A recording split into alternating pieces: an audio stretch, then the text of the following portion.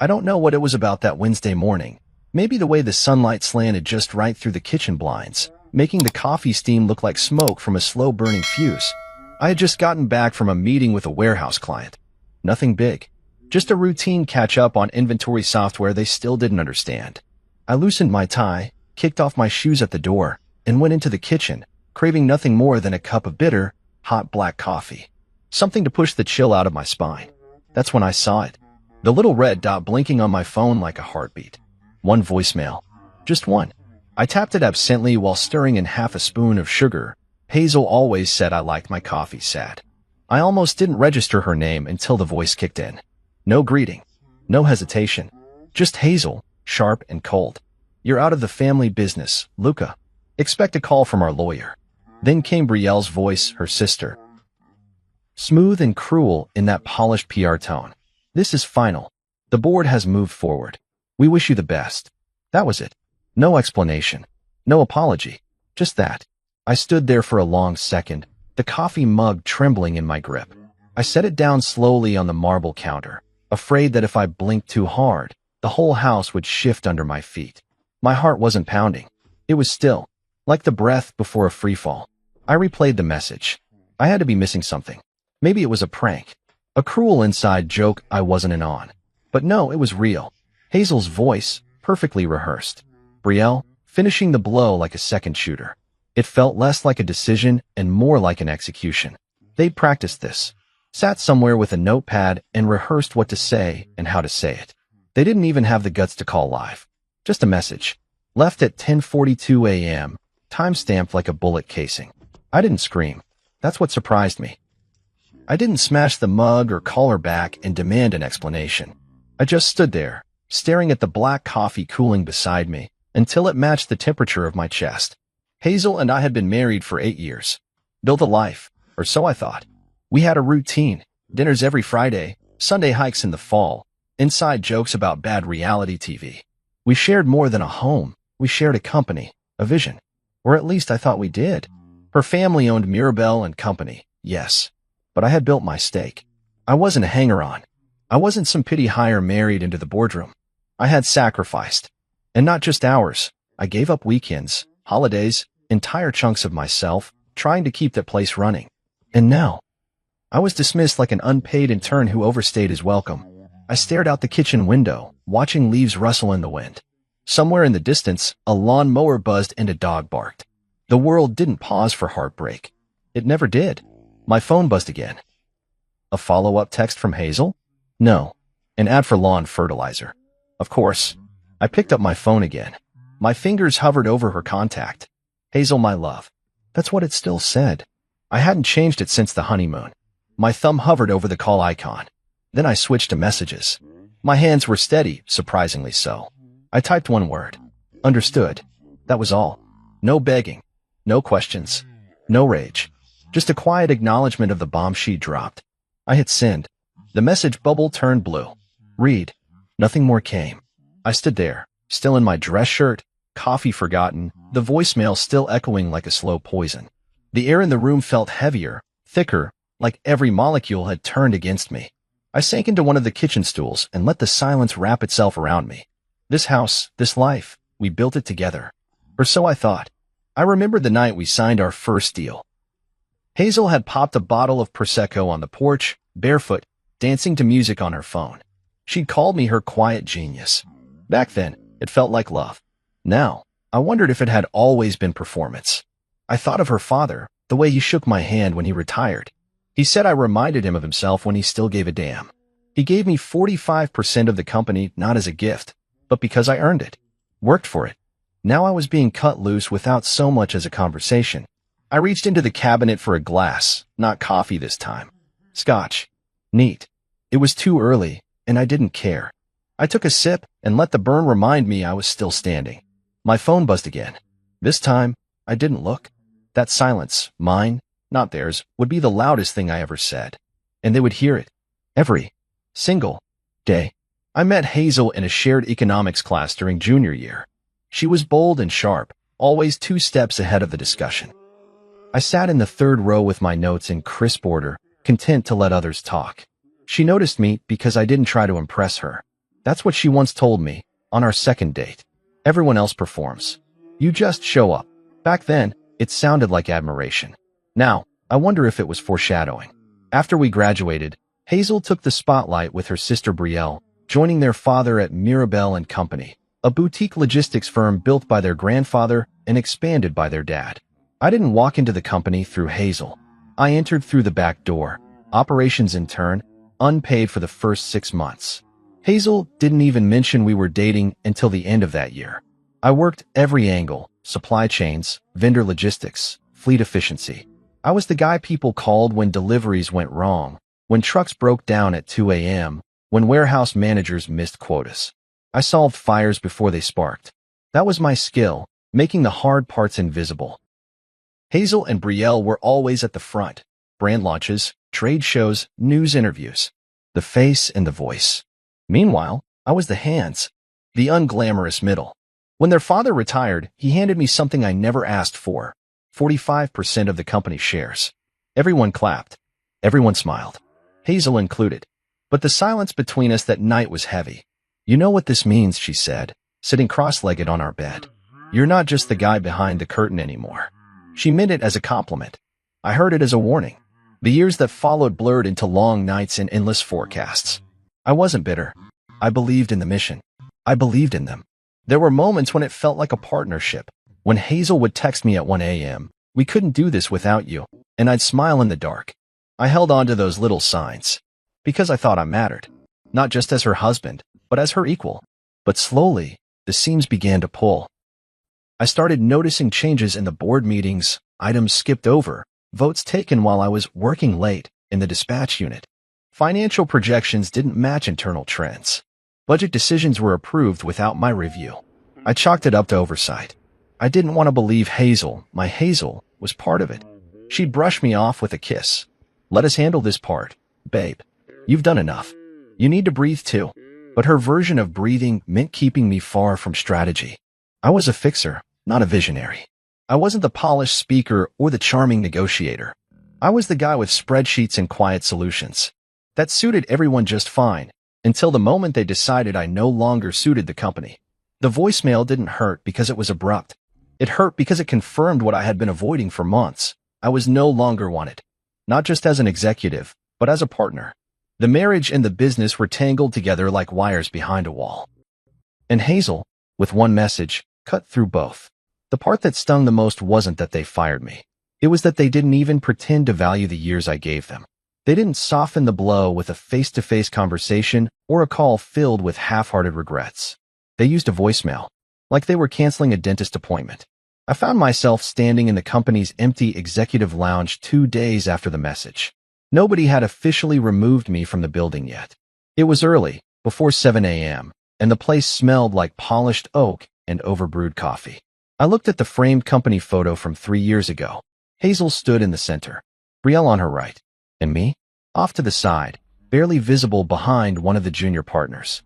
Smiling, yes, but fading. I remembered what Hazel's father said during that photo shoot. "You don't always have to be in the spotlight to hold the frame together." He meant it as wisdom, but maybe it was just a polite warning. I should have paid attention.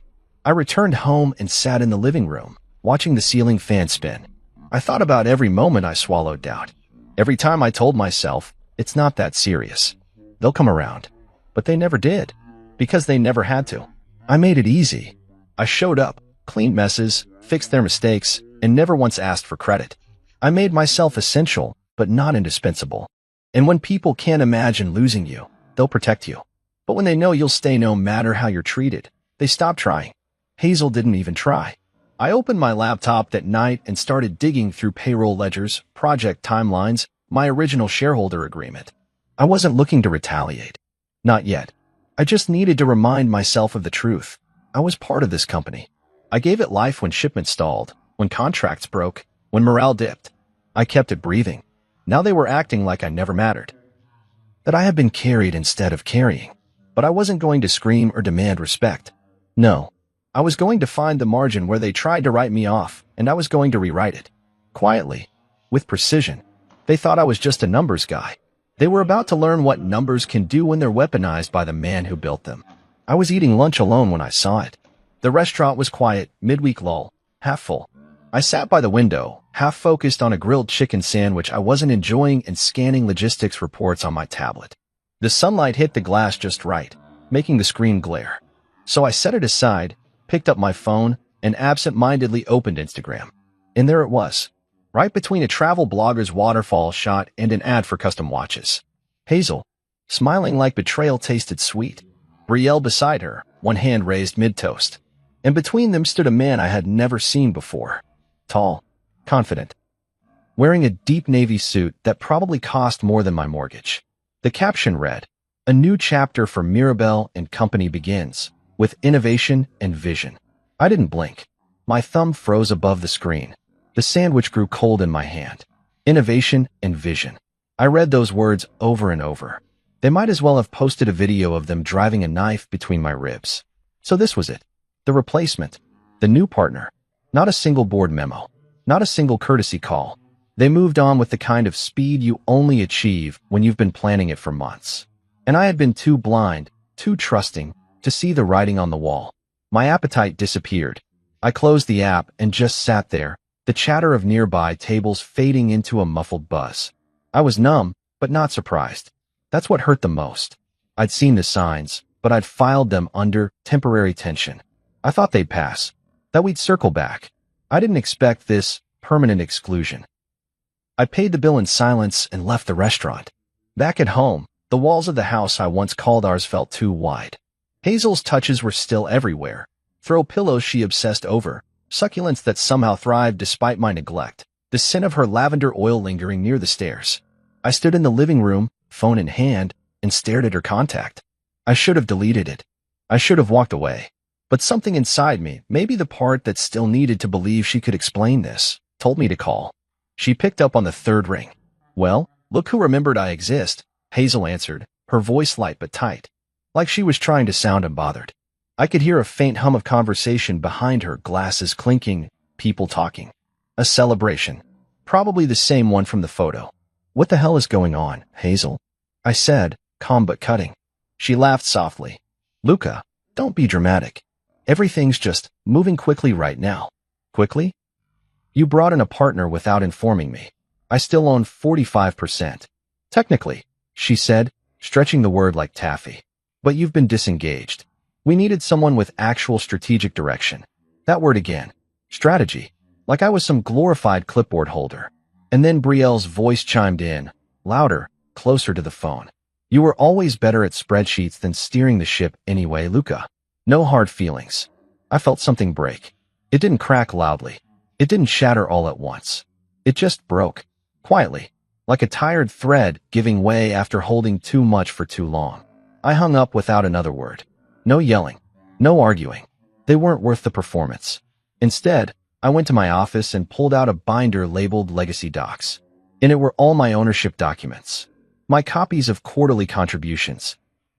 Records of every time I used personal funds to cover payroll shortfalls or front delivery equipment repairs without charging interest.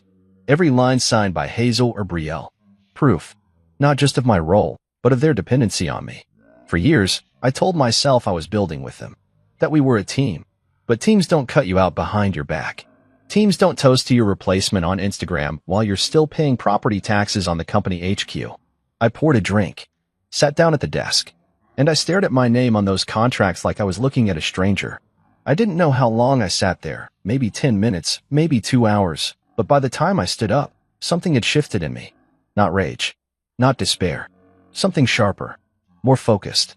They thought I was the silent one, the safe one, the man who kept the gears turning but never touched the steering wheel.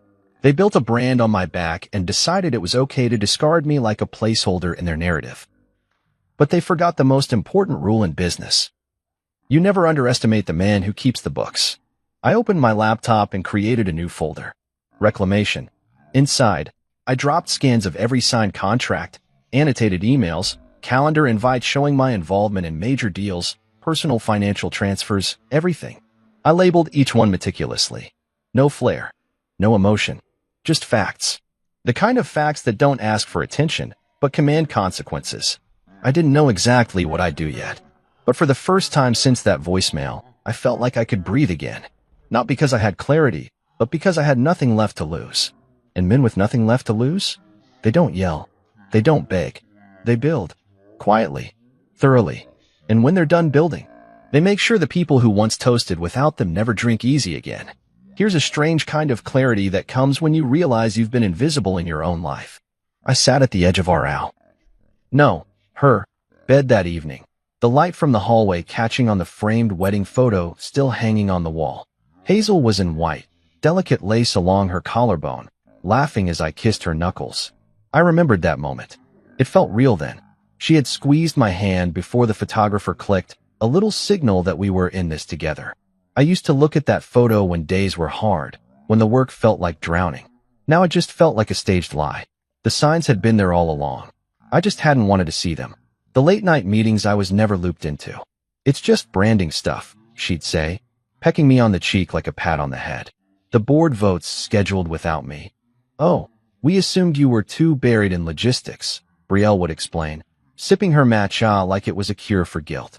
I had trained myself to accept it, to interpret exclusion as trust. You're the backbone, Hazel would say, and we don't want to burn you out. I thought she meant that lovingly. Now I know it meant, stay in your lane.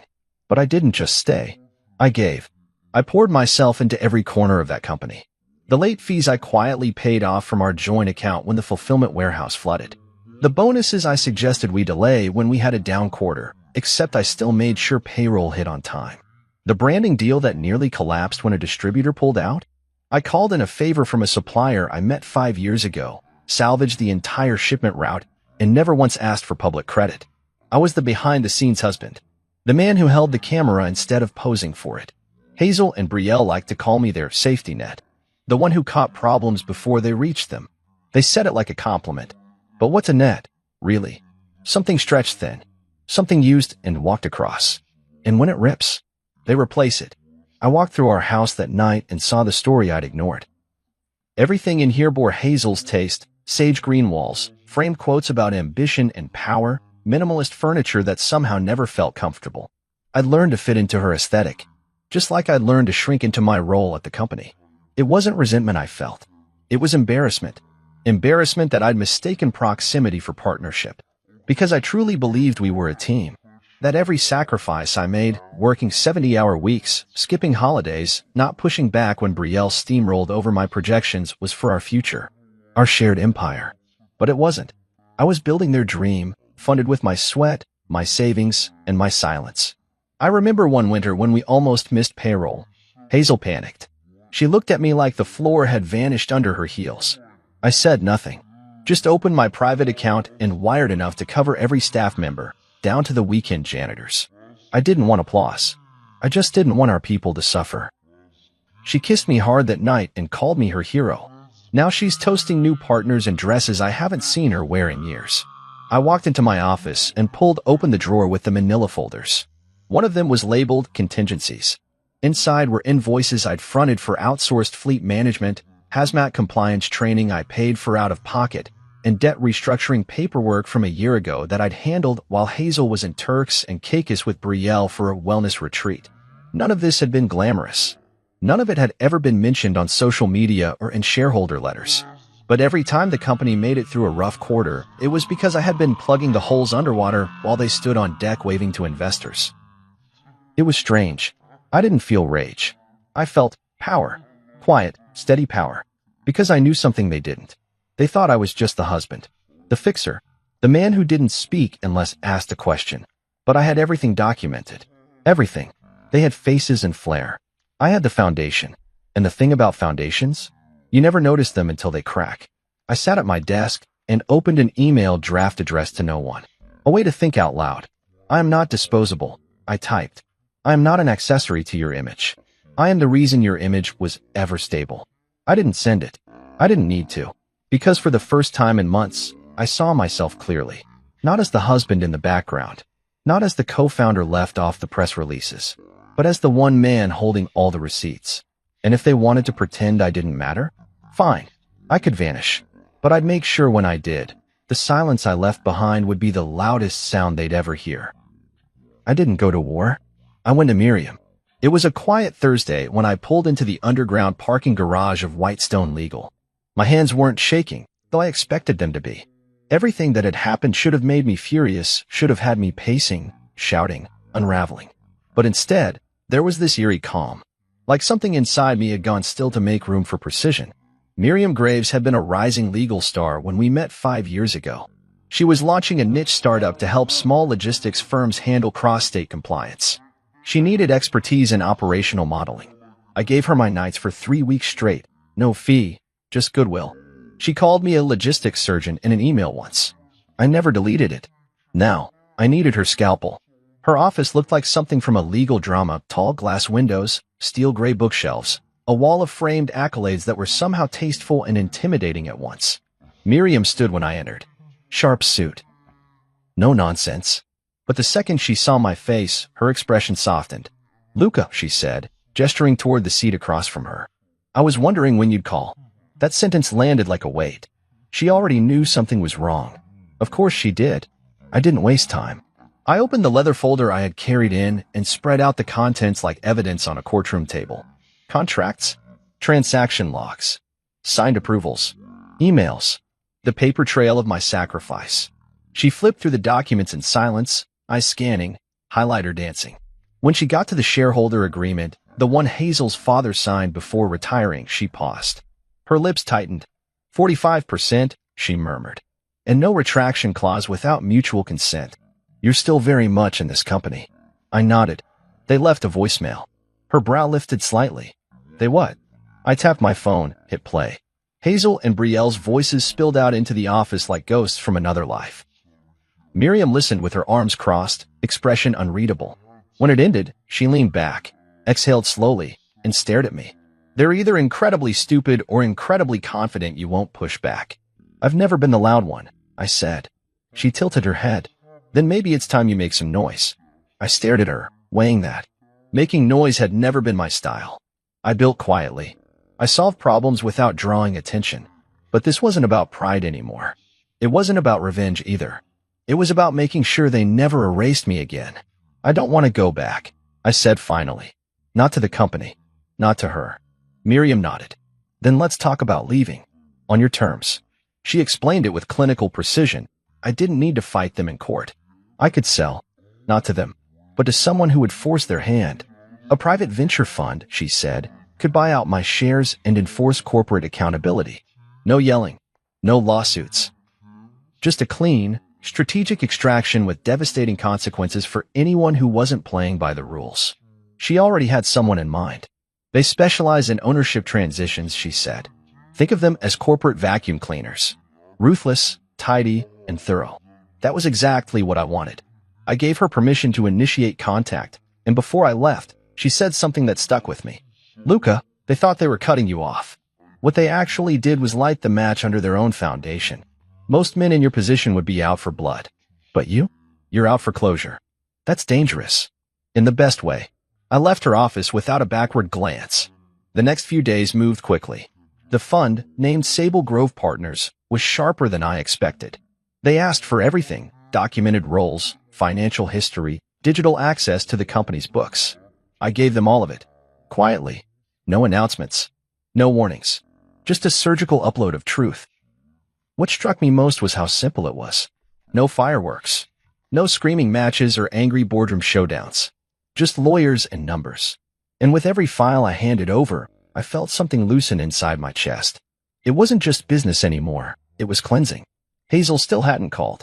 Neither had Brielle. Maybe they thought my silence meant surrender. Let them think that. When the preliminary valuation came back, Sable Grove offered full market value for my shares. No haggling. No delay.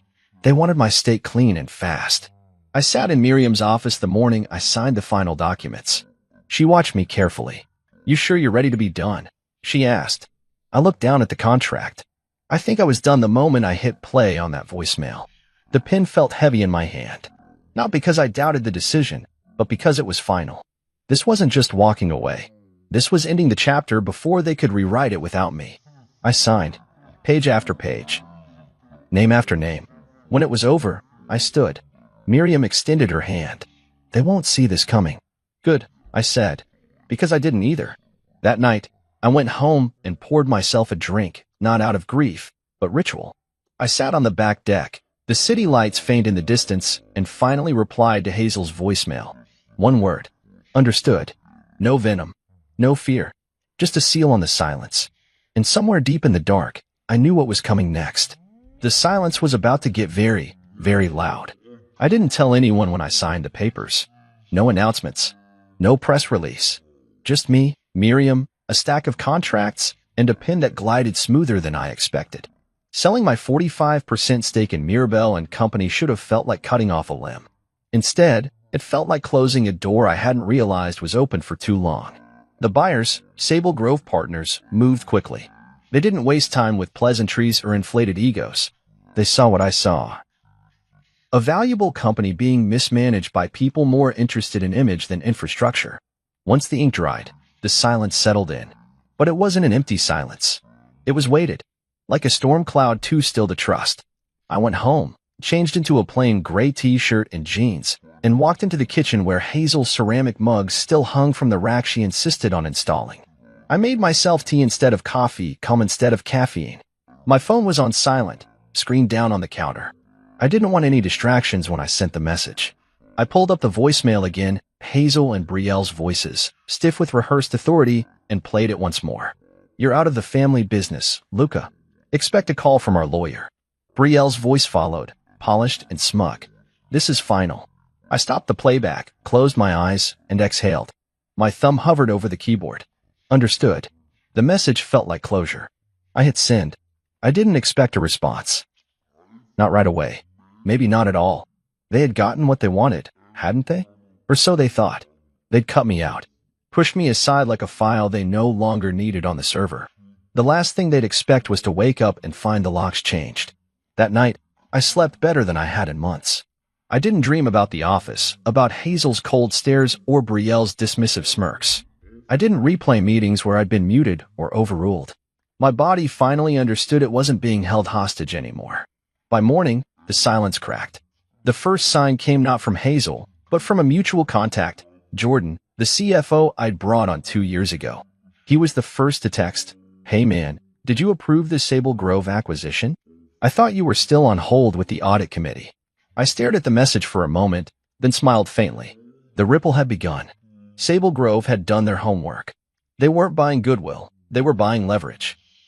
They didn't just acquire my shares, they acquired the ability to see the whole boardroom from a different angle. They requested internal audits, reevaluated quarterly projections, froze discretionary spending, and paused all new vendor contracts. And they did it all within 48 hours. That's when Hazel called. I didn't answer. Then Brielle texted, "Did you seriously just sell to Sable Grove? Luca, they're tearing apart the budget." I left it on read. By the third day, my missed call log looked like a stock ticker. Hazel, Brielle, their attorney, the HR director, even Hazel's mother. It was all happening faster than they could process. Because they hadn't planned for me to leave strategically. They expected me to crawl away wounded, not walk away holding the detonator.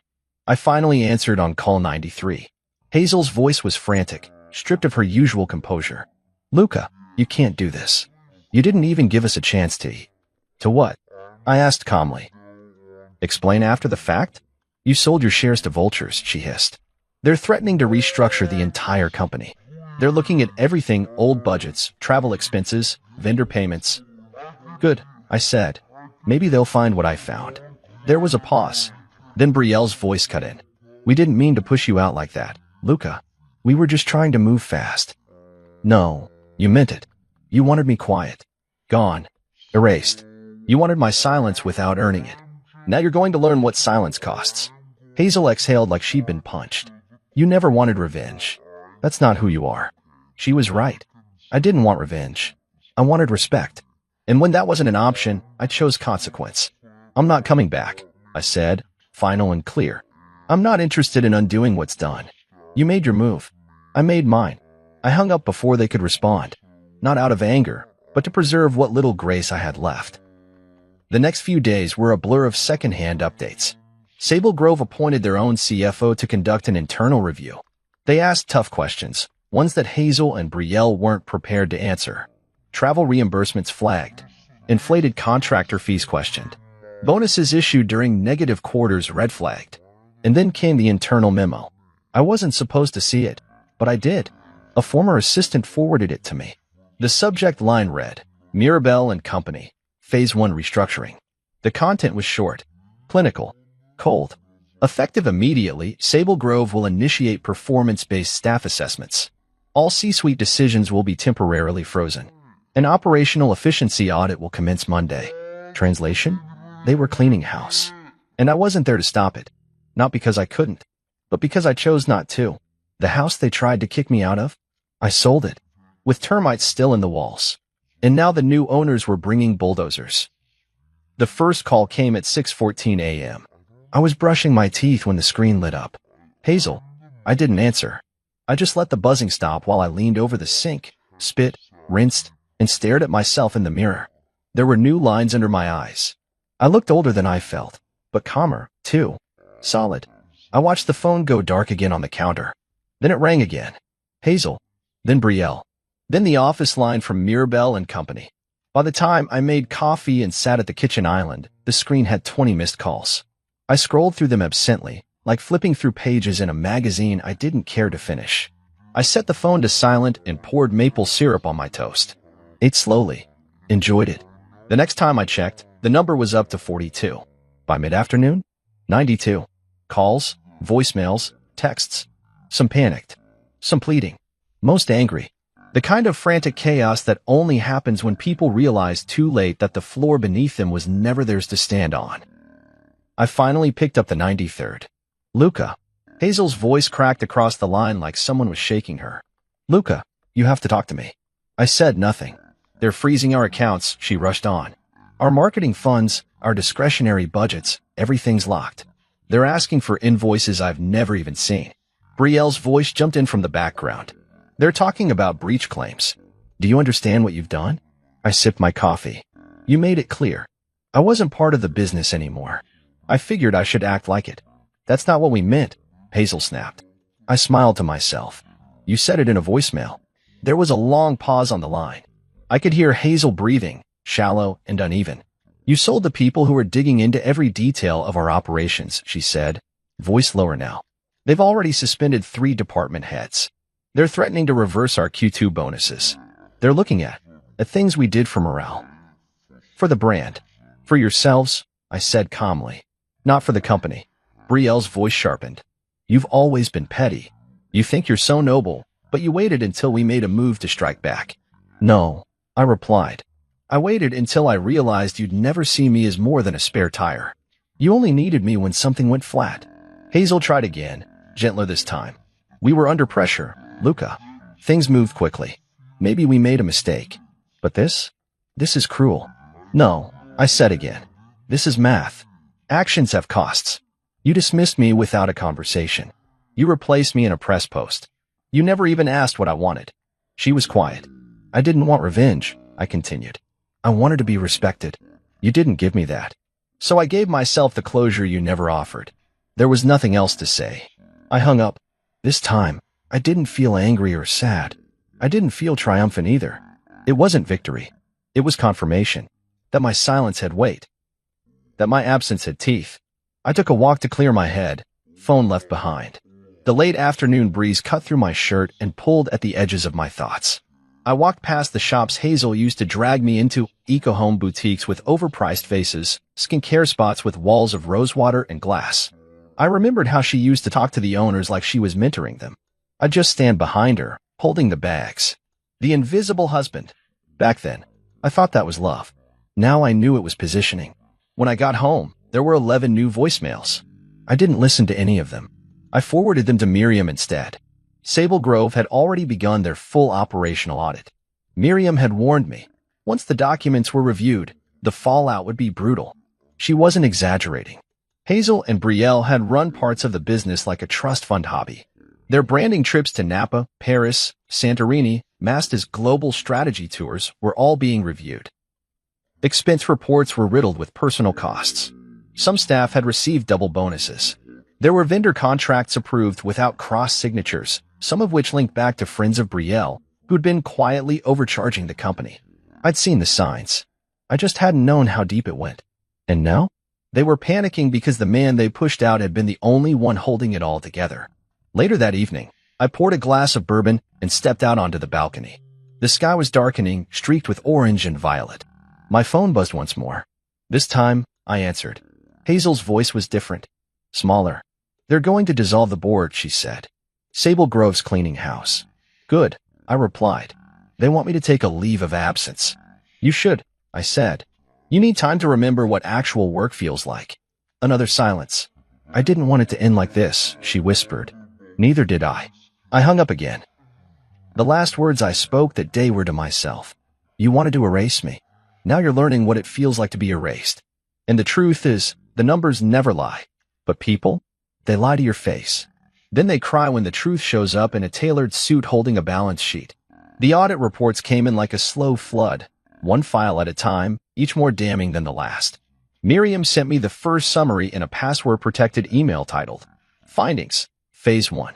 I sat in my home office, the only light coming from my monitor, and read through line after line with the kind of quiet that only precedes demolition. Sable Grove's forensic team had been thorough.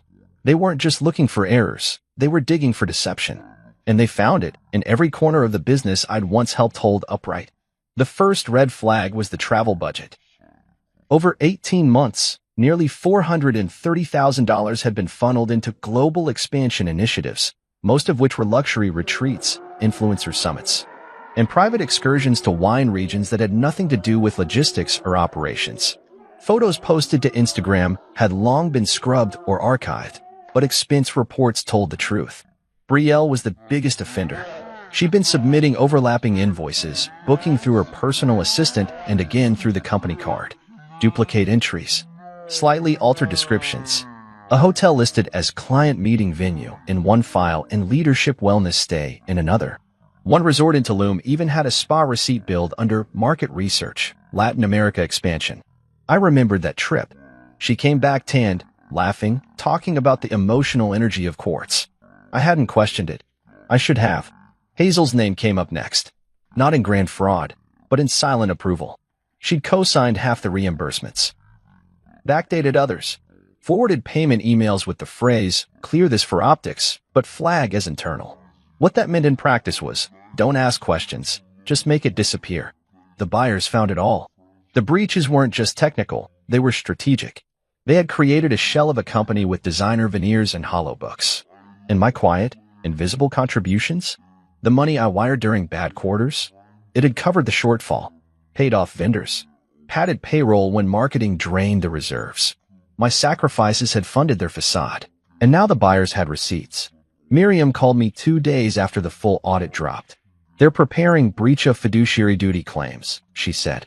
They won't press charges unless Hazel and Betrayal contest the restructuring, but they've made it clear. If either of them obstructs the transition, they'll go public. I leaned back in my chair, the ceiling fan whirring above me. So they're backed into a corner. Exactly, Miriam said. Hazel is still trying to negotiate a softer exit. But Betrayal? She's panicking.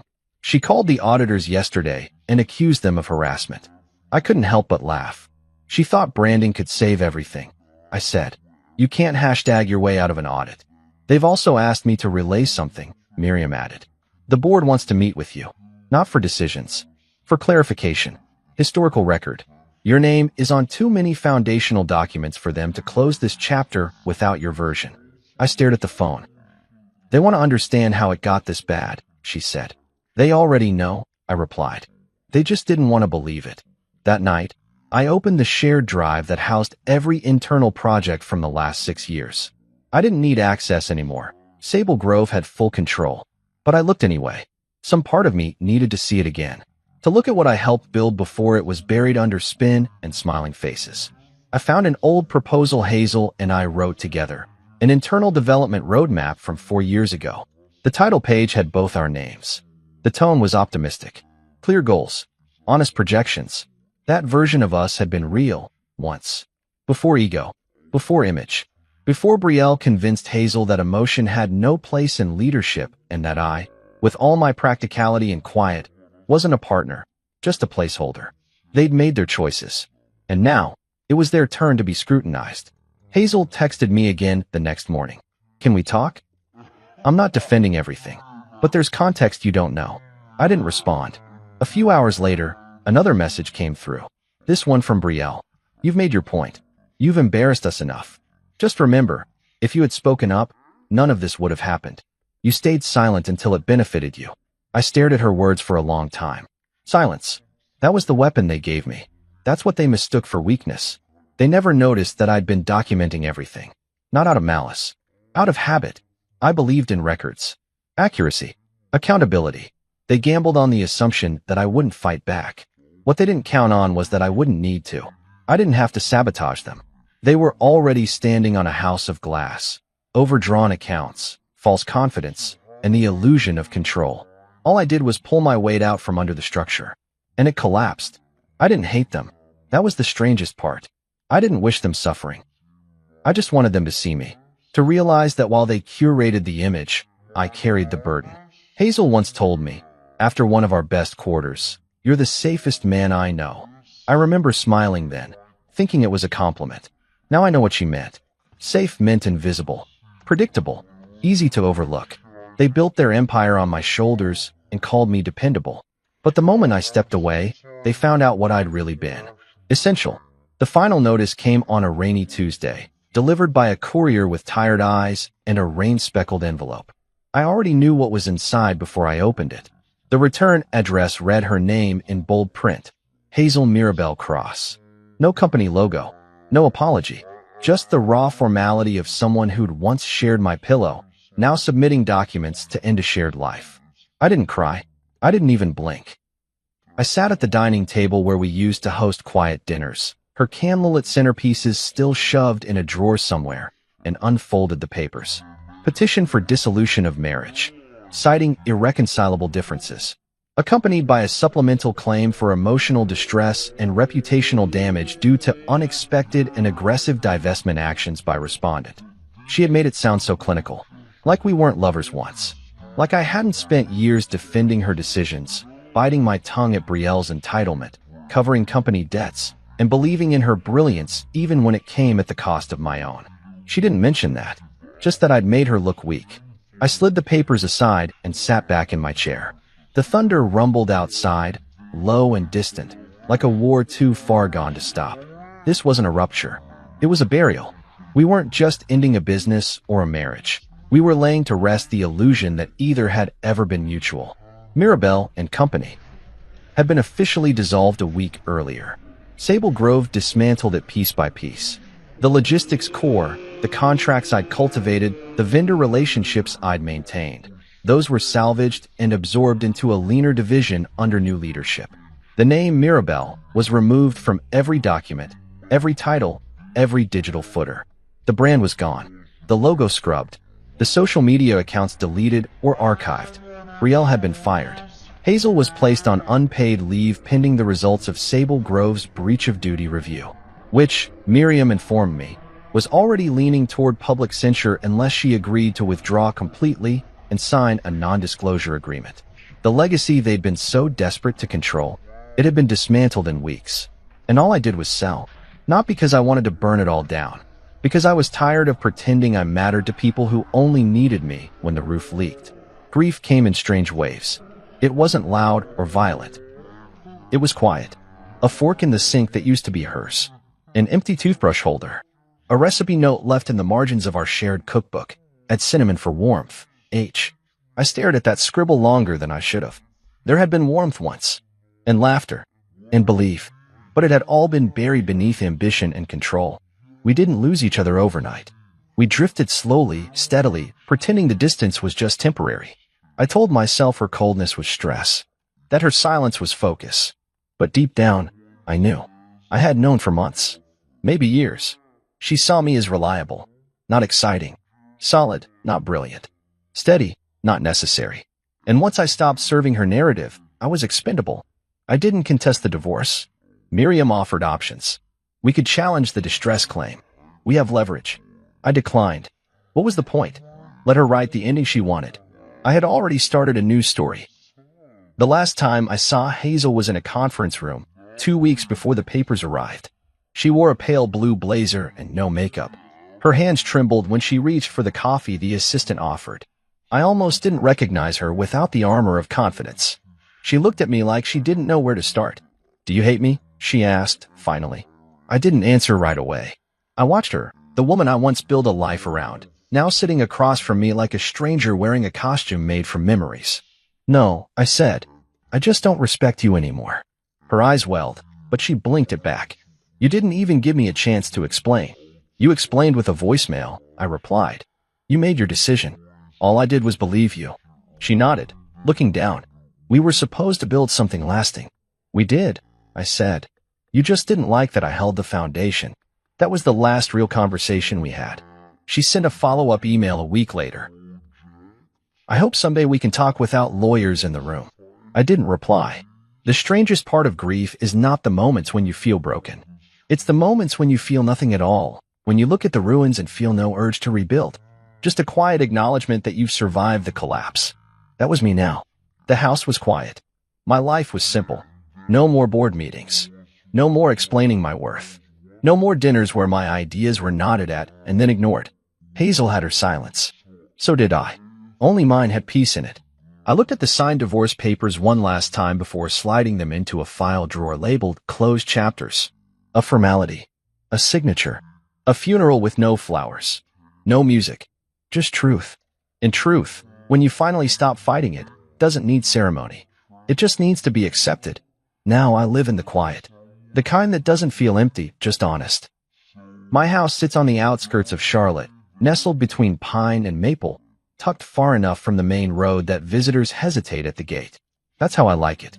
The villa is modest by the standards Hazel used to chase.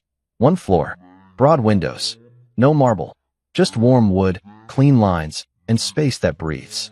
I wake up with the sun, no alarms, no bored calls, no tension coiled in my spine before my feet touch the floor. I didn't just leave the company. I left the version of myself who begged to be seen. The mornings are slower now. Coffee brewed on my schedule. My inbox is lean. Founders, startups, logistics heads wanting strategy without spin. That's what I offer now, clarity. I don't pitch dreams. I patch holes. Quietly. Thoroughly. I've become the guy you call when you're 2 bad quarters from collapse and need someone to cut through the noise. I'm not flashy. I don't sell visions. I offer survival. And they listen. Because unlike Hazel and Betrayal, these people know what it costs to build something that doesn't crumble under the weight of ego. I named the firm Crosspoint, not because I needed my name on a door, but because I wanted it to stand for something grounded. A pivot. A clean line from disaster to decision. It's just me and 2 analysts I trust. No one here cares what shoes you wear to work or how viral your brand is. We deal in substance. Sometimes I wonder if Hazel follows the new name. If she's watched me rebuild from the sidelines. If she regrets the way things ended. I know she sent a few emails. Apologies dressed in justifications. Betrayal tried too. One long message about perspective and legacy and how we all got caught up in the image. I didn't reply to either of them. Not because I'm cruel, but because they were right, in a way. I was the numbers guy, the quiet husband, the dependable one. But they forgot something critical. I wasn't just keeping the lights on. I was wiring the whole system. And I didn't need their apology to validate that anymore. One evening, I sat on the porch with a glass of wine, watching the breeze move through the trees. My neighbor's kids were playing with a dog in their yard, laughing, tumbling over each other in the grass. The kind of laughter that doesn't carry history behind it. It reminded me that life doesn't stop when people fail you. It just shifts, finds new ways to offer beauty, if you're willing to see it. I get calls now from people who used to ignore me in board meetings. CFOs who used to nod and dismiss. Now they ask for my input, my feedback, my time. They say things like, "I wish we'd appreciated you more back then." I keep those calls short, respectful, professional, but I don't pretend to forget, because I'm not angry anymore. But I remember everything. One client, a startup logistics firm based out of Raleigh, asked me once why I left a company as legendary as Mirabelle and Company. I smiled and gave them the diplomatic answer. The story got too loud. I said, I needed room to hear myself think again. It was true in a way, but the full truth was more personal. They built their empire on aesthetics, on applause. I built it on sacrifice. And when the applause stopped, only one of us had anything left to stand on. They overlooked me for years. In meetings, in speeches, in press releases. I was always Hazel's husband, the operations guy, Mr. Quiet Genius. It was meant to flatter, but it flattened me instead. Now, I'm not the man in the background. I'm the man who walked away when the stage got too crowded and built something better off-screen. Sometimes, late at night, I think about who I used to be. The man who waited up for Hazel's plane to land, who canceled trips to make sure her presentations launched on time, who edited budgets while she slept, just to make her feel like the business was thriving. He loved her deeply. He believed in the future they planned. But he's gone now, and I don't miss him. I kept one photo from that life, just one. It's not from the wedding or a party. It's from a night in our first office when the power went out and Hazel and I worked by candlelight, laughing as we hand-wrote shipping labels to keep an order on schedule. Before the brand deals, before the boardrooms, before the betrayals. That was us at our purest, unvarnished, unentitled, unstoppable. I keep that photo in a drawer, not on display. Not because I'm hiding it, but because I've learned to carry the past without letting it decorate the present. This life is quiet. It doesn't trend. It doesn't sparkle. But it's mine. And the best part? I no longer fight to be noticed. Because I finally see myself. And that's enough.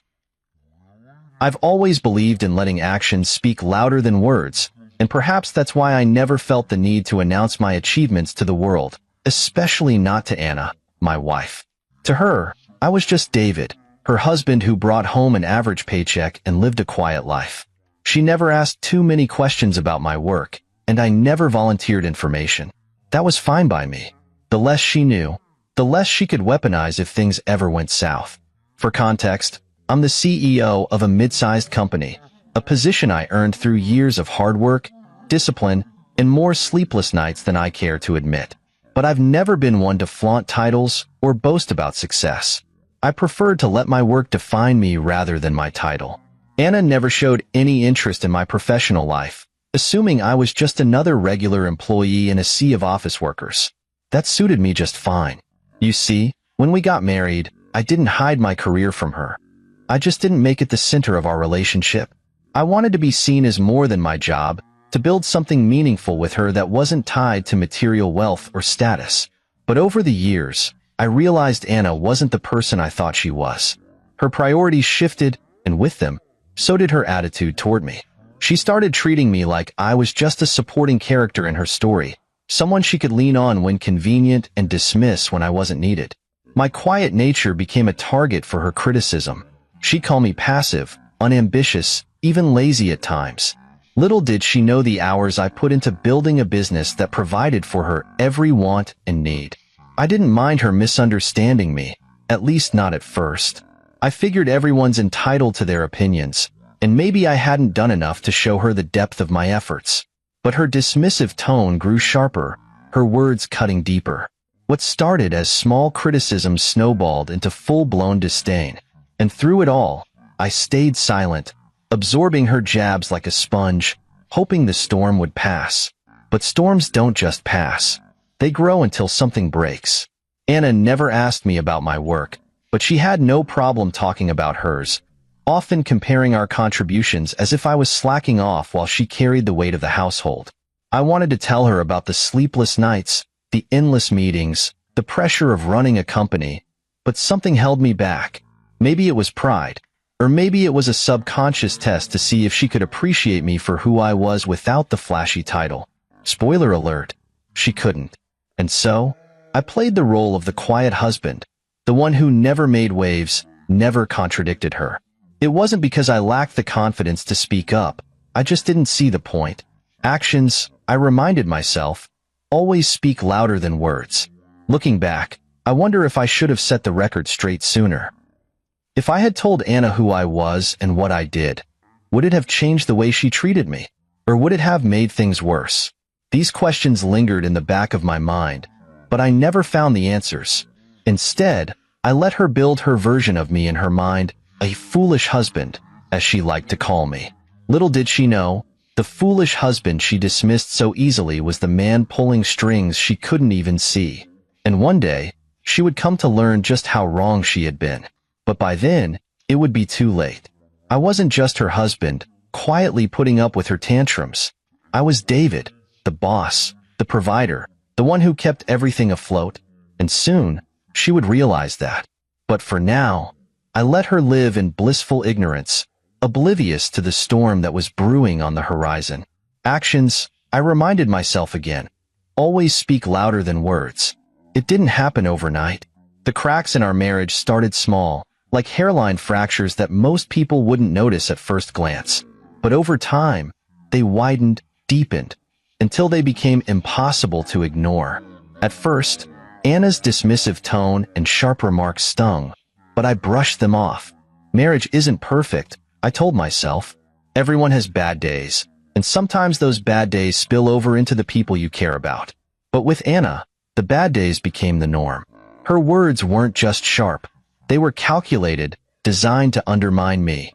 She'd sigh dramatically when I suggested ideas, or roll her eyes if I mentioned anything that didn't align with her expectations. "You're too passive, David," she'd say. "Why don't you ever take charge of anything?" The irony wasn't lost on me. If only she knew how many decisions I made daily, how many crises I resolved before they even reached her radar. I wanted to tell her, to lay out everything I did to keep our lives running smoothly, but a voice in my head always stopped me. Would she even care? Or would she find a way to twist my words into another weapon? It wasn't just the words, though. It was her attitude.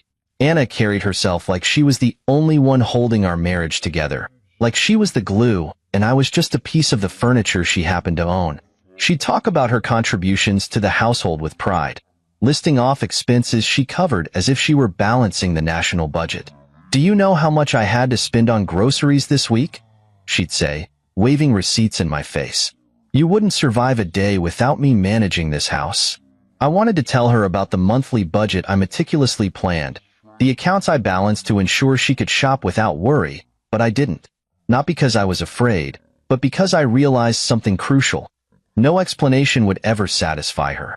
The worst part wasn't her attitude toward me.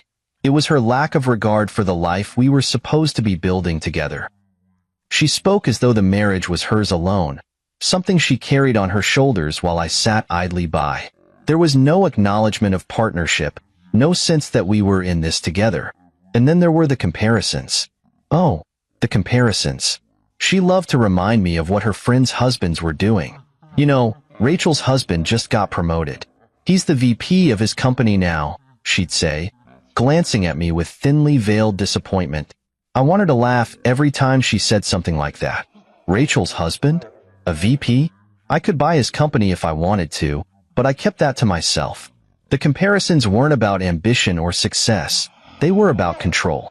Anna needed to feel like she was superior, like she had the upper hand in our relationship. At some point, I stopped arguing. It wasn't worth it. If I challenged her, she'd just twist my words, and the argument would spiral into something far more toxic than it needed to be.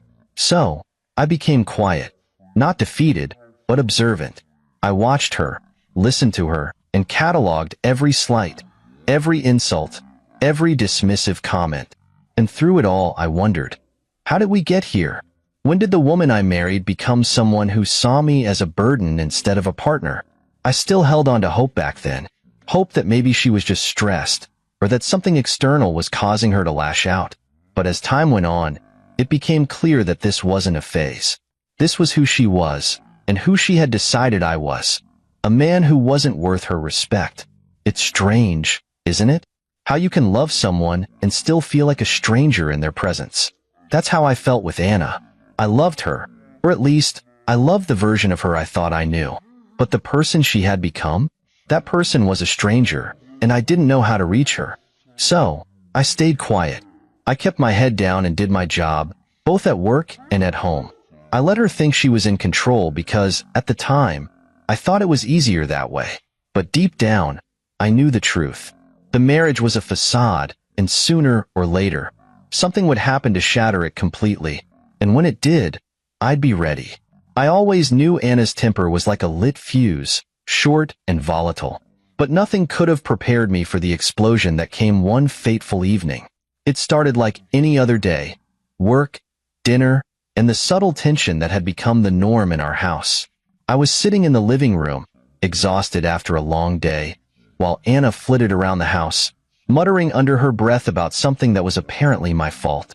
"You never do anything right, David," she spat out as she slammed a cabinet shut in the kitchen.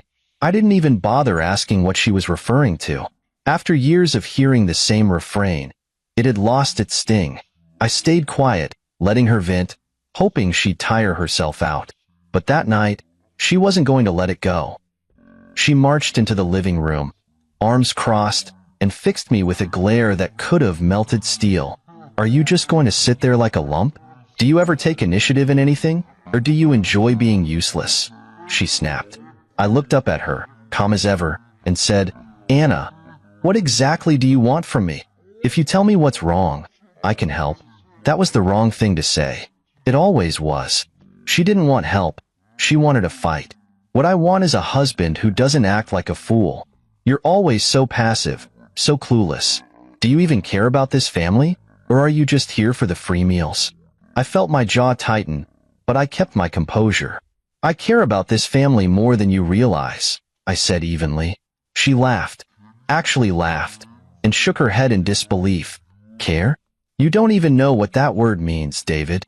If I left tomorrow, you wouldn't survive a week without me. You'd be lost, like a little boy without his mother. It was the kind of statement designed to provoke, to cut deep, and for a moment, I let it sit there, hanging in the air between us. Is that what you think? I asked, my voice calm but firm. She didn't hesitate. That's exactly what I think. You're nothing without me, David. You'd fall apart if I wasn't here to keep everything together. I stood up then, meeting her gaze, and for the first time in a long time, I let her see the fire in my eyes.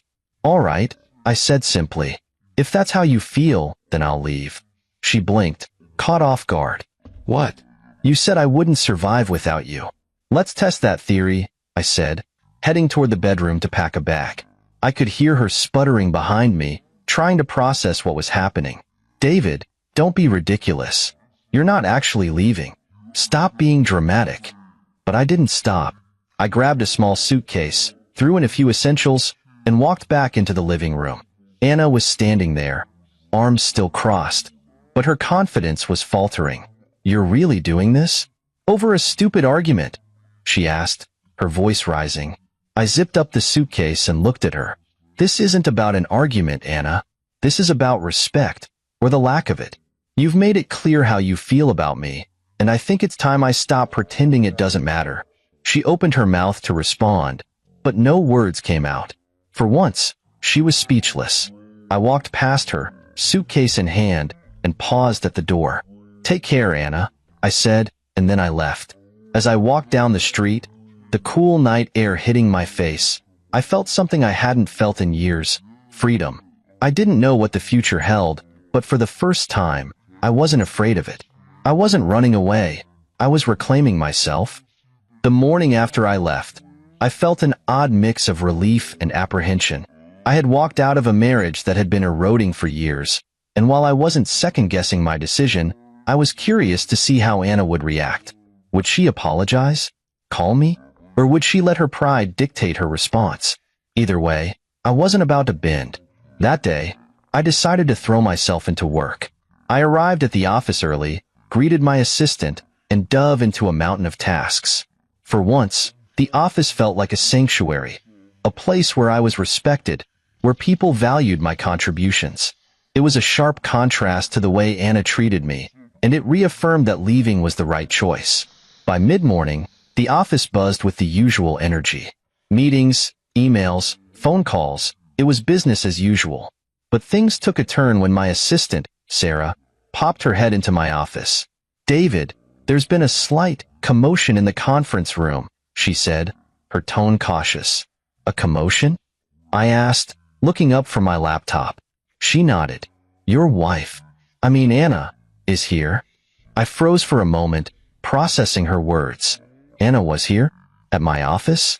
She'd never shown the slightest interest in my job before, so why now? What does she want? I asked, keeping my voice even. She's asking for you. Loudly, Sarah added with a hesitant smile. I sighed, standing up and straightening my tie. All right, let's see what this is about. When I entered the conference room, there she was, Anna, pacing back and forth with an air of frustration. The staff seated at the table looked visibly uncomfortable, unsure whether to intervene or leave. Anna, I said, stepping into the room. My tone was calm, professional. What are you doing here? Her head snapped toward me, and she immediately launched into a tirade. David, do you think you can just walk out on me and ignore me like this? Who do you think you are? The irony of her question wasn't lost on me. Anna, this is my workplace. If you have something to discuss, we can do it privately, I said, motioning for the staff to leave the room. Once the door closed, she turned to me, her frustration morphing into confusion. Why is everyone acting like you're in charge here? Because I am, I said simply, sitting down at the head of the table. She blinked, clearly not understanding. What are you talking about? You're not the boss. You've always said you're just an employee. I leaned back in my chair, studying her. I never said I wasn't the boss, Anna. You just assumed I wasn't. Her jaw dropped. Wait, you're the CEO? Of this company? I nodded. Yes, and have been for years. The room fell silent. Anna stared at me, trying to piece together the implications of what I just said. So all this time, you've been running this place? And you never told me? She finally asked, her voice tinged with disbelief. I didn't feel the need to, I replied. You've made it clear you don't respect me, so what difference would it have made? She opened her mouth to argue but stopped, her face flushing red. For the first time in years, Anna looked unsure of herself. I didn't mean, she started, but I cut her off. Anna, stop. You meant every word you've said to me over the years. You've treated me like I was beneath you, like I wasn't worthy of your respect. And now that you know who I really am, you're suddenly interested? It's too late for that. Her expression shifted from shock to desperation. David, I didn't know. If I had known, I wouldn't have. But you didn't know, I interrupted. And that's the point. Your respect for me should never have depended on my job title or my income. It should have been based on the person I am. She stared at me, speechless. For once, the roles were reversed. I was the one holding the power, and she was the one scrambling to keep up. I think we're done here, I said, standing up. Please don't come to my office again. If you want to talk, you can call. But I'm not interested in hearing apologies or excuses right now. I walked out of the conference room, leaving her standing there, stunned and silent. Back in my office, I sat down and took a deep breath.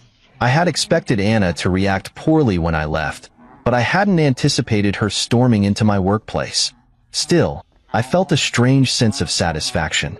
For years, she had underestimated me, belittled me, and now, the truth was out. I wasn't the passive, foolish husband she thought I was. I was the boss, and I had finally taken control of my life. After leaving Anna in the conference room, I expected her to process the revelation quietly, perhaps to retreat and figure out her next steps. I underestimated her desperation. By the time I returned to my office, my phone was already buzzing with her calls. I ignored each one, watching the notifications pile up without an ounce of guilt. For years, I had endured her sharp words, her dismissive tone, her complete lack of appreciation. Now, I could finally focus on myself without the weight of her negativity pressing down on me. But Anna? She wasn't about to give up that easily. It wasn't long before Sarah, my assistant, knocked on the door. She poked her head in, her expression a mixture of concern and amusement. David, she began cautiously, your wife is in the lobby. She's demanding to see you. I sighed, pinching the bridge of my nose. What's she doing now? She's talking to the receptionist, asking why she wasn't informed about your position sooner, Sarah replied. I chuckled softly. She thinks she's entitled to that information? Sarah shrugged, clearly uncomfortable. Do you want me to call security? No need, I said, waving her off. Let her stew for a bit. She'll leave when she realizes I'm not coming down. An hour passed, and Anna's persistence only grew. My phone lit up with calls, her number flashing repeatedly across the screen. I ignored each one, letting them go to voicemail. Every once in a while, I'd glance at the messages she sent. David, we need to talk. I didn't mean what I said last night. Please call me. You're being childish. Come downstairs right now. David, I'm sorry. I was wrong. Please, I need to see you. The desperation in her messages shifted from frustration to panic, and I couldn't help but feel a twinge of satisfaction. For years, she had held the power in our relationship, always in control, always dictating how things would go. Now, the tables had turned. By lunchtime, Sarah returned to my office, looking hesitant. "David, she's still here," she said. I looked up from my computer. "In the lobby?" Sarah nodded. "She's sitting in one of the chairs, pacing every so often, and glaring at anyone who tries to talk to her. It's a little awkward." I sighed, leaning back in my chair. "All right, let's see if she'll take the hint." I grabbed my jacket and headed for the back exit of the building, avoiding the lobby entirely. I wasn't interested in another confrontation, especially not at work. I had said everything I needed to say in that conference room. As I walked to a nearby cafe, my phone buzzed again. This time, it wasn't Anna. It was my lawyer. I answered, grateful for the distraction. "David, I've been reviewing the documents you sent over," he said. "Everything looks solid. If you're ready to move forward with the divorce, we can file as early as tomorrow." "Do it," I said without hesitation. "Are you sure? Sometimes emotions run high after big events like this. You might want to take a day or two to think about it," he advised. "I've been thinking about it for years," I replied. "I'm ready." After the call, I felt a weight lift from my shoulders. The decision was made. I was finally taking back control of my life, and nothing Anna said or did was going to change that. When I returned to the office, Sarah greeted me with a small smile. "She's gone," she said. "Finally," I muttered, heading back to my desk. But Anna's absence didn't mean the end of her attempts to reach me. That evening, as I sat in my quiet apartment, my phone buzzed with another call from her. I let it ring. Then came the messages. "David, please. We can work this out." I didn't mean what I said. I was just upset. "I love you, David. Don't throw everything away over one argument." I stared at the screen, shaking my head. If Anna had truly loved me, she would have respected me long before this moment. She wouldn't have waited until her pride was bruised to suddenly decide I was worth fighting for. I didn't respond. Not that night, and not the next day. Anna's desperation grew with each passing hour, but I stood firm. For years, I had been invisible in her eyes, just a foolish husband who couldn't survive without her. Now, she was learning the truth the hard way. I wasn't just surviving, I was thriving. And for the first time in a long time, I felt free.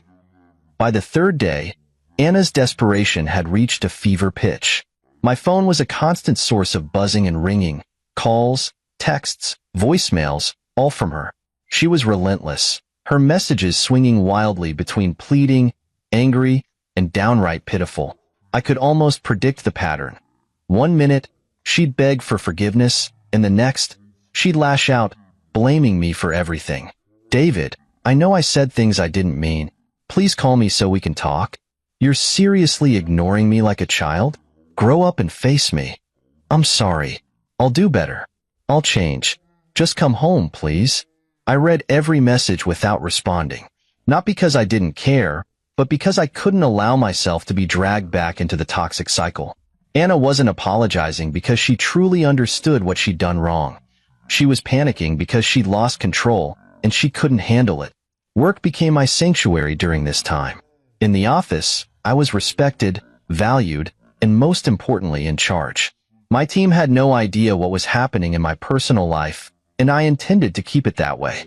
Professionalism was my armor, and I wore it well. But Anna wasn't content to let me have peace. She started showing up at places she thought I'd be. My favorite coffee shop, the park I often walked through during lunch breaks, even the building lobby. Each time, she tried to catch my attention, waving or calling my name. And each time, I walked away without acknowledging her. One afternoon, Sarah intercepted me before I could leave for a meeting. "David," she said hesitantly, "Anna's downstairs again. She's asking to see you." I sighed, rubbing my temples. What is she doing this time? "She says it's urgent." "She looks upset," Sarah said carefully. I leaned back in my chair, considering my options. Tell her I'm unavailable. If she needs to talk, she can send an email. Sarah hesitated for a moment, then nodded. "Got it." When I returned from my meeting, Sarah informed me that Anna had finally left, but not before causing a scene in the lobby. Apparently, she had yelled at the receptionist, accusing her of hiding me and threatening to report this whole company. The staff were professional enough not to mention it directly, but I could feel the tension in the air. Anna's behavior wasn't just embarrassing, it was disruptive. That evening, I found myself scrolling through her messages again. One in particular stood out. "I'm scared, David. I don't know what to do without you. Please come back." For a brief moment, I felt a pang of sympathy. We had been married for years, after all, and no matter how toxic things had become, it was hard to erase the good memories completely. But then I remembered the countless times she had dismissed me, belittled me, made me feel like I was nothing. I couldn't go back to that. Not now. Not ever. The next morning, my lawyer called with an update. "David, we've officially filed the divorce papers. Anna will be served within the week," he said. "Good," I replied. "And just a heads up, if she contests it, things might get messy," he added. "I'm prepared for that," I said firmly, but I wasn't entirely prepared for what came next. Later that day, Anna showed up at my apartment unannounced. I heard the knocking first, loud and insistent, followed by her voice calling my name. "David, open the door. Please, I just want to talk." I sat on the couch, staring at the door, unmoving. I wasn't going to let her in. "David, I know you're in there. Your car is outside," she shouted. I remained silent. After a few minutes, her tone changed. "You're really not going to open the door? After everything we've been through?" Still, I said nothing. Eventually, the knocking stopped, and I heard her footsteps retreating. I peeked through the peephole and saw her sitting on the steps, her head in her hands. She stayed there for nearly an hour before finally leaving. The guilt tried to creep in, but I pushed it away. I wasn't ignoring her out of spite. I was protecting myself. I had given Anna years of my life, years of patience and understanding, and she had thrown it all away. Now it was time for me to take care of myself. That night, I turned off my phone, locked the door, and poured myself a glass of wine. For the first time in years, I felt a sense of peace. Anna could panic all she wanted, but I wasn't going to let her pull me back into her web. This was my life now, free, independent, and finally in control. By the time Anna was served with the divorce papers, I had already prepared myself for the inevitable fallout. I knew she wouldn't take it well. Her pride wouldn't let her. Still, I hoped she'd find some semblance of reason and accept the situation with grace. But, as always, Anna didn't disappoint in proving me wrong. The calls started almost immediately after she was served. At first, they were angry, filled with accusations and blame. "You're doing this to humiliate me, aren't you? You're such a coward, David, hiding behind lawyers instead of facing me like a man. I gave you everything, and this is how you repay me?" I ignored each message, my resolve unwavering. After a few days, the tone of her calls shifted. The anger was replaced with desperation, then pleading. "David, please, we can fix this. I'll change, I promise. Don't throw away everything we've built. Think about us. You still love me, don't you? Tell me you do, and we'll figure this out." But I knew better. Anna wasn't sorry for how she had treated me. She was sorry for losing the control she thought she had over me. Her pleas weren't about love or reconciliation. They were about fear of losing the life she had built on the foundation of my silence and patience. One evening, she managed to get through to me before I could decline the call. Her voice was shaky, laced with a mixture of anger and sadness. "David, how could you do this? Divorce? Really? We've been married for years. Are you really going to let it all end like this?"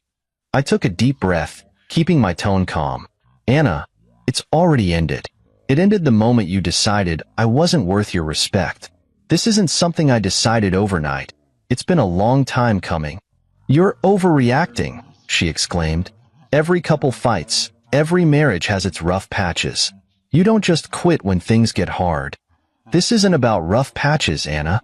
This is about the way you've treated me for years. You called me a foolish husband who couldn't survive without you. You've belittled me, dismissed me, and never once saw me as your equal. I'm done being invisible in my own marriage. There was a long pause on the other end of the line. When she finally spoke, her voice was softer, almost defeated. "I didn't mean those things, David. I was just frustrated." "I know you didn't mean them," I replied. "That's the problem. They weren't calculated. They were how you really felt. And now, I'm choosing to walk away." "David, please," she started, but I cut her off. "Anna, this conversation is over. The papers have been filed. I wish you well, but this is the end." I hung up before she could respond, my heart heavy but resolute. That night, I sat alone in my apartment, reflecting on everything. The years of quiet suffering, the countless moments of disrespect, the love I had once felt for a woman who no longer existed. It all weighed on me. But beneath the sadness was a sense of liberation. For the first time in years, I was taking control of my life. Over the next few days, Anna's messages became less frequent. She seemed to realize I wasn't going to budge, and her desperation slowly gave way to silence. My lawyer informed me that she hadn't contested the divorce, which was a relief. I had braced myself for a fight, but it seemed Anna had finally accepted the inevitable. One day, I received a final text from her. "I don't know if you'll read this, but I want you to know I'm sorry. For everything. I wish things could have been different. Goodbye, David." I stared at the message for a long time before deleting it. I didn't respond. There was nothing left to say. From that moment on, I focused entirely on rebuilding my life. My career flourished as I poured my energy into the company, and I began to rediscover parts of myself that had been buried under years of unhappiness. The decision to divorce Anna wasn't easy, but it was necessary. It was a choice that allowed me to reclaim my self-worth and prioritize my own happiness. And for that, I felt no regret. When the divorce was finalized, it felt like I had stepped out of a storm and into clear skies. The weight that had been pressing down on my shoulders for years was gone. It wasn't just about ending the marriage. It was about reclaiming my life, my peace, and my sense of self-worth. I moved back into my work with a renewed focus, pouring my energy into the company. The office became my refuge, a place where I was respected and valued for my leadership and decisions. My team noticed the change in me. "You seem lighter," my assistant Sarah said one day, smiling as she placed some files on my desk. "Whatever you're doing, keep it up." I didn't tell her about the divorce. It wasn't her business, and frankly, it didn't define me. But she was right. I did feel lighter, freer. I was no longer walking on eggshells at home or dreading the next argument. For the first time in years, I felt like myself again. My evenings were quieter now, but they were mine. I started picking up old hobbies that I'd abandoned during my marriage. I dusted off my guitar, something I hadn't played since college, and spent hours relearning old songs. I went for long walks, enjoying the peace and solitude. I even started cooking for myself, experimenting with recipes instead of just throwing something together to avoid Anna's complaints. I also reconnected with friends I hadn't seen in years. During my marriage, I drifted away from them, partly because of Anna's controlling nature and partly because I was too exhausted to maintain those relationships. But now, I had the time and energy to rekindle those connections. One evening, I met up with my old college friend, Mike, for dinner. He had been one of the few people who had expressed concern about my marriage early on. "So, it's over?" Mike asked after I filled him in. "Yeah, it's over," I said, taking a sip of my drink. He nodded thoughtfully. "I'm not going to say I told you so, but I told you so." I laughed. "Yeah, you did. And I should have listened sooner." "But you're free now," he said, raising his glass. "Here's to new beginnings." "To new beginnings," I agreed, clinking my glass against his. The days turned into weeks, and the weeks into months. As time went on, I realized how much I had lost during my marriage. Not just my sense of independence, but also my confidence and joy. Slowly, I began to rebuild those parts of myself, but perhaps the biggest transformation was internal. I no longer felt the need to prove myself to anyone. I wasn't the quiet, foolish husband Anna had painted me as. I was a leader, a decision-maker, and a man who had reclaimed his life. One day, as I was reviewing some company plans in my office, Sarah walked in with a stack of documents. She placed them on my desk, then hesitated. "Something on your mind, Sarah?" I asked, looking up. She smiled. Not really. It's nice to see you like this. You seem happier. I nodded. I am happier.